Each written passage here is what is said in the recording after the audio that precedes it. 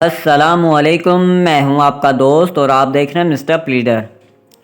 आज हम इस लैंड एक्विजिशन सीरीज़ का पार्ट नंबर 7 करने वाले हैं, जिसमें हम बहुत ही इम्पोर्टेंट सेक्शंस कवर करेंगे।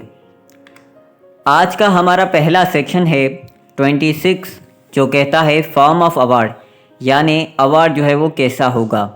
ये 26 ये कहता है every award under this part shall be in writing signed by जज and shall specify the amount of awarded.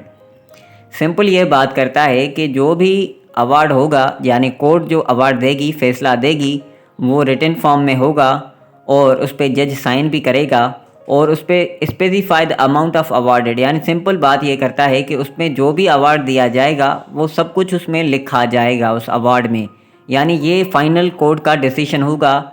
जो जज अपना जो है वो रिटन फॉर्म में जो है पास करेगा, उस पर साइन भी करेगा और उस पर जो अमाउंट होगा अवार्ड वाला, यानी जो फैसले में लिखा जाएगा, वो सब कुछ जो अमाउंट ऑफ जो कंपनसेशन है वो भी उसमें लिखा जाएगा। Every such award shall be deemed to be degree and statement of the ground of every such award judgement. Simple ये बात करता है, और वो जो अवार्ड होगा उसमें सारे जो ग्राउंड्स होंगे, जो स्टेटमेंट होंगी, वो सब कुछ उस जजमेंट में जो है वो लिखा जाएगा। वो एक जजमेंट पास की जाएगी, एक डिग्री जो है वो पास की जाएगी। सिंपल ये कहता है। तो ये सेक्शन 26 ये अवार्ड के बारे में लिखता है कि क्या जज जो है वो अवार्ड देगा वो रिटन फॉर्म में होगा। जी बिल्कुल, वो रिटन फॉर्म में देगा, उस पर साइन करेगा और उसमें अमाउंट वगैरह जो भी चीज़ें होंगी रिलेटेड, ज़मीन से जो भी रिलेटेड चीज़ें होंगी, ग्राउंड्स होंगे, फैक्ट होंगे, वो सब कुछ जो है वो लिखे जाएंगे। ये 26 कहता है।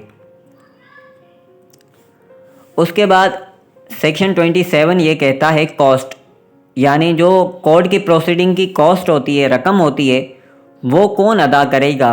Every such award shall also the state the amount of cost incurred in proceedings and by what persons they are to be paid. यानी जो भी उस प्रोसीडिंग्स में अमाउंट आएगा, पैसे लगेंगे, जो भी प्रोसीडिंग का खर्चा है वो कौन पे करेगा।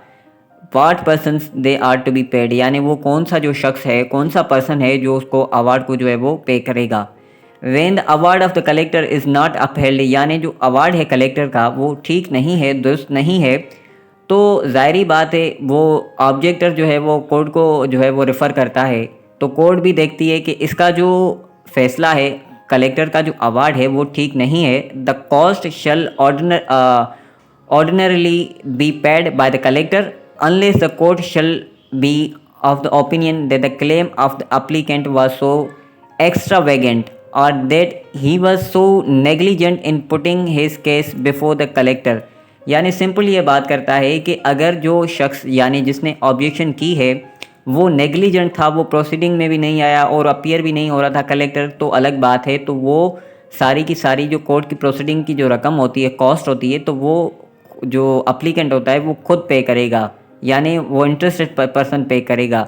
लेकिन अगर कोई भी ऐसा अवार्ड है जिसमें कलेक्टर की नेग्लिजेंसी है, कलेक्टर ने जो है वो ठीक नहीं फैसला दिया, सही ज़मीन भी जो है मुहैया नहीं की, उसका वैल्यू भी ठीक से नहीं लगाया या कुछ गलतियां की हैं, तो उस सूरत हाल में ये जो पैसे होते हैं वो कलेक्टर जो है वो पे करेगा। तो सिंपल यही बात करता है सेक्शन 27 कॉस्ट के बारे में।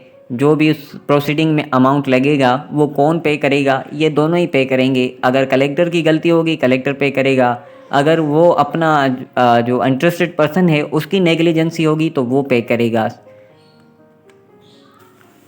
उसके बाद हमारा सेक्शन 28 है, जो कहता है कलेक्टर में बी डायरेक्टेड टू पे इंटरेस्ट ऑन एक्सेस कंपनसेशन। यानी सिंपल ये बात करता है कि कलेक्टर ने अगर किसी भी शख्स को एक्सेस अमाउंट ऑफ कंपनसेशन दी है, यानी ज़्यादा पैसे दिए हैं वैल्यू के हिसाब से, तो कोर्ट जो है उसको डायरेक्ट कर सकती है कि आप जो एक्सेस में पैसे दिए हैं वो जो है वो डिपॉजिट कर दें, वापस कर दें। If in the opinion of the court that the collector ought to have awarded as a compensation in excess of the sum which the collector did award as compensation, the award of the court may direct that the collector shall deposit with the court such amount as determined by it। Simple बात है कि अगर court को ये लगता है कि किसी भी कलेक्टर ने जानबूझ के या गलती से किसी को एक्सेस यानी ज़्यादा अमाउंट दे दिया है, तो वो कोर्ट जो है वो उसको कहेगी कि आप जो सारा अमाउंट जो आपने एक्सेस में दिया है वो जो है वो कोर्ट में डिपॉजिट कर दें। तो यही है सेक्शन 28। क्योंकि कलेक्टर जो है वो कभी कभार ऐसे भी होता है कि किसी जो अपने मनपसंद लोगों को या फिर उसका रिश्तेदार है, उसका दोस्त है, उसकी ज़मीन पे ही उन्होंने जो है वो सर्वे करके उनकी ज़मीन ले ली और उनको ज़्यादा पैसे दे दिए वैल्यू के हिसाब से भी। तो कोर्ट को जब ये लगता है कि बाकियों को कम दिया गया है और इसको ज़्यादा दिया गया है, तो कोर्ट जो है वो चेक करने के बाद, इंक्वायरी करने के बाद कलेक्टर को ये जो है वो डायरेक्ट करती है कि आप एक्सेस अमाउंट जो आपने उसको पे किया है वो अपने जो है वो अमाउंट से कोर्ट में डिपॉजिट कराएं। तो ये है सेक्शन 28।